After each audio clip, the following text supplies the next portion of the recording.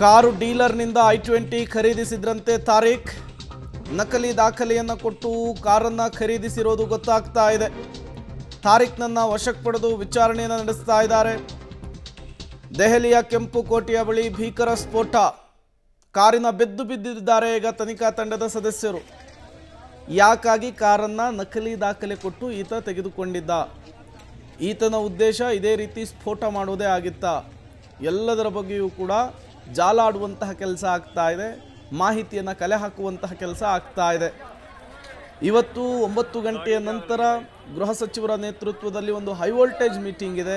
ಈ ಮೀಟಿಂಗ್ನಲ್ಲಿ ಈ ಸ್ಫೋಟಕ್ಕೆ ಕಾರಣ ಏನು ಅನ್ನೋದರ ಬಗ್ಗೆ ಒಂದು ಖಚಿತತೆಗೆ ಬರುವಂತಹ ಸಾಧ್ಯತೆ ಇದೆ.